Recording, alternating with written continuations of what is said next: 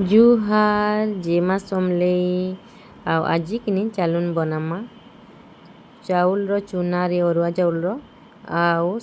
गुड़ रे गुटे रेसिपी। तो इन कि मुई नहीं गुड़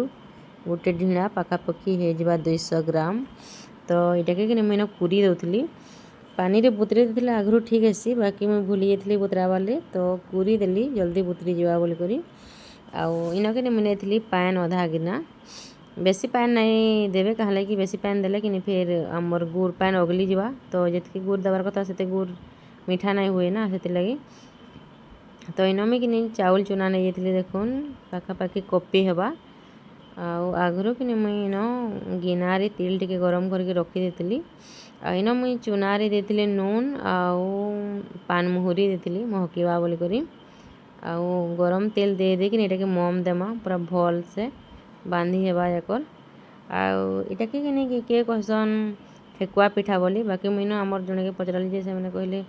ठेकुआ पिठा अटारे सुजी रे बनासन बोलिक तो मुझे चाउल रे बनई बहुत बढ़िया बनी भल भी लगुला हेल्दी भी है गुड़ आउ चाउल आते कि बेसी तेल भी नहीं पी। तो देखुन पूरा मोर मम देती पूरा हाथे बांधी जाऊला तो तापरे हेगला तापरे गुड़ पान दे देके चिटकुली टिके पान दे करी पूरा टान कर चिटकबारे तो देखुन पूरा पूरी टान कर चिटकी पूरा टान कर चिटकला कि तेल नहीं पिए बेसी आउ खाइले भी देह के खराब नहीं करे। तो देखुन पूरा यहाँ मुझे चिटकी देती हो रेडी तापरे कि ये बनामा देखुन यहाँ गुड़ चाउल रे बनुचे तो देह लगे भी भल है बिस्किट टाइप रो भी कहले भी चलबा बाकी इटा कि मुई गोल गोल कर बनई गोटे सेप दौली तो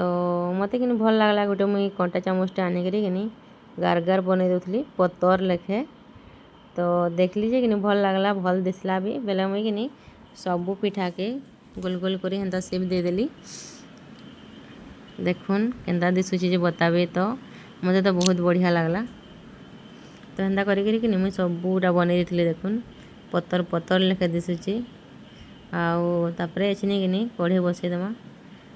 कढ़े तेल देकर छानमा